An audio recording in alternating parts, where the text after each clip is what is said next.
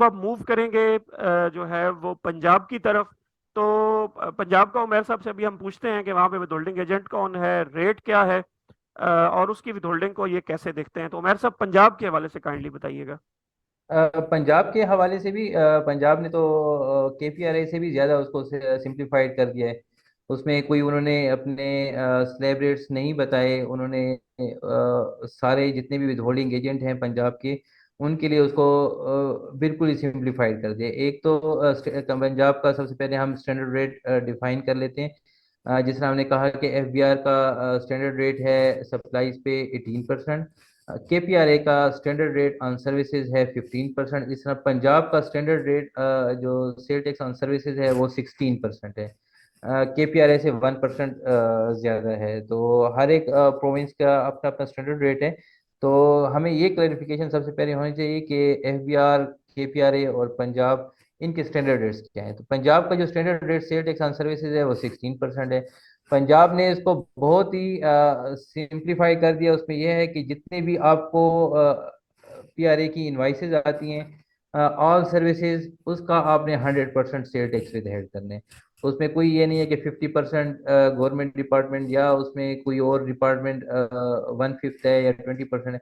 पंजाब ने सिंपली ये किया है कि ऑल सर्विसेज, पंजाब में जो जितनी भी सर्विस प्रोविजन है, अगर आपकी इनवाइस में उसका 100% सेल टैक्स है, 100 रुपीज़ की इनवाइस है जिसमें इनका स्टैंडर्ड रेट 16 है, तो 116 की जो आपको इनवाइस आती है जिसमें पीआरए का टैक्स जो है 16 रुपीज़ है, तो आपने वही 16 रुपीज़ 100% विद हेड कर देंगे और गवर्नमेंट ट्रेजरी में डिपॉजिट कर देंगे। और उमेर ये सब के लिए, कंपनीज, इंडिविजुअल, सबके लिए 100% ही जी, है? सबके लिए 100% है। ओके। ओके, तो इसके अच्छा, अंदर इसमें फिर कंपनी जो है, जी जी। एक्टिव टैक्स पेयर कंपनी जो है, उसमें फिर हमने क्लियरली इसे मेंशन भी कर दिया है कि जो अगर कंपनी है जो प्राइवेट लिमिटेड कंपनी है, वो अगर आपको इनवाइस करती है तो आप उसे विदहोल्डिंग नहीं करेंगे, वो एग्जेम्प्ट है फॉर सेल टैक्स विदहोल्डिंग।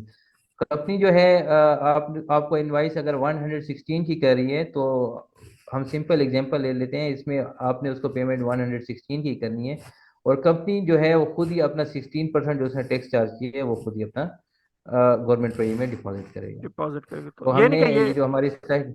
जी। ठीक है। और इसमें कोई एग्जम्पशन तो नहीं है उमेर, इसमें, इस लिस्ट में? इसमें भी पंजाब रेवेन्यू अथॉरिटी ने भी एग्जेम्पशन है। इसमें टेलीकम्युनिकेशन सर्विसेज हैं, बैंकिंग सर्विसेज हैं, कोरियर सर्विसेज हैं, इंश्योरेंस है, इंश्योरेंस सर्विसेज हैं। तो यही एग्जेम्पशंस हैं। ये हमने अपनी स्लाइड में भी क्लियरली मेंशन कर दिया ताकि जितने भी हमारे फाइनेंस प्रोफेशनल हैं जो पंजाब से रिलेटेड हैं, तो उनके लिए इसमें ज़्यादा आसानी हो जाए। आसानी हो जाए, जबरदस्त। यानी कि इसको अगर हम कंक्लूड करें, आपने फरमाया कि कंपनी जो है उसकी विदहोल्डिंग नहीं होगी पंजाब के अंदर। अगर वो आपको इनवाइस करती है, आपका सर्विस प्रोवाइडर एक कंपनी है, उसकी विदहोल्डिंग आप नहीं करेंगे। अदर देन कंपनी जितनी भी इनवाइसेज अगर आपको करता है, कोई इंडिविजुअल करता है, एसोसिएशन ऑफ पर्सन की तरफ से आती है, उसकी 100% विदहोल्डिंग आपने करनी है पंजाब के अंदर। इसके अलावा उन्होंने बताया कि telecommunication, courier services, banking services और इस तरह की कुछ सर्विसेज हैं वहां पे जिनको जो है एग्जाम्पशन है, यानी कि उनकी विदहोल्डिंग, वेदर वो इंडिविजुअल हैं, एओपीज हैं, उनकी विदहोल्डिंग आपने नहीं करनी। अगेन हमारा एम्फेसिस होगा, चूंकि दो टैक्स के कंसल्टेंट्स के साथ इस वक्त आप ये पॉडकास्ट सुन रहे हैं, तो उसमें यह है कि अगेन जिस तरह हमने केपीआरए की डिस्कशन में भी कहा, यहाँ भी वही रूल है कि अगर आप मैन्युफैक्चरर हैं तो फिर भी, अगर आप सर्विसेज हायर करते हैं पंजाब के अंदर, तो फिर भी आपको विदहोल्डिंग एजेंट के तौर पे अपने आप को रजिस्टर कराना चाहिए। जिन पार्टी से आप सर्विसेज ले रहे हैं उनकी विदहोल्डिंग प्रॉपर करें, और एज अ विदहोल्डिंग एजेंट वो सर्विसेज जो हैं आप जाके पंजाब रेवेन्यू अथॉरिटी को जमा कराएं। ये ना हो कि, क्योंकि अभी जो मैंने देखा है पंजाब के अंदर, एक्सपीरियंस है मेरा थोड़ा सा पिंडी इस्लामाबाद के अंदर काम करते, वो ये है कि आजकल पीआरए नोटिसेस करके आपके जो फाइनेंशियल स्टेटमेंट्स है कंपनीज के वो मंगवा रहा है। वो फाइनेंशियल स्टेटमेंट्स से एनालिसिस कर रहा है कि इन्होंने सर्विसेज कितनी ली हैं, इनका रिपेयर एंड मेंटेनेंस कितना है, इनकी बाकी हेड्स के अंदर सर्विसेज कितनी हैं। उसके ऊपर वो आपको फिर नोटिस भेजता है। या इसके अलावा वो ये देख रहा होता है कि आपने सारी गुड्स ही सप्लाई की या आपने कुछ कपल्ड विद कुछ सर्विसेज भी आपकी थी। तो अगर आपने कोई सर्विसेज अपने फाइनेंशियल स्टेटमेंट्स के अंदर डिक्लेयर की हुई हैं तो उसके ऊपर वो आपसे टैक्स जरूर मांगता है। इसके अलावा वो जो आपकी पेमेंट्स हैं, जो आपका हेड है, प्रॉफिट एंड लॉस अकाउंट है, उसके ऊपर भी वो आपसे पूछता है कि ये जो सर्विसेज आपने ली थी, क्या इसके ऊपर आपने विथहोल्डिंग की या नहीं की। तो अगर आप मैन्युफैक्चरर हैं तो फिर भी, अगर आपको एनजीओ है, गवर्नमेंट का इदारा है, तो बहरहाल आपको विदहोल्डिंग टैक्स का जो एलिमेंट है इसका आपने खास ख्याल रखना है। उमेर अच्छा, ये अभी एक चीज मैं जी इस प्लीज। चीज को थोड़ा सा और भी अपने फाइनेंस प्रोफेशन के लिए वो करूंगा।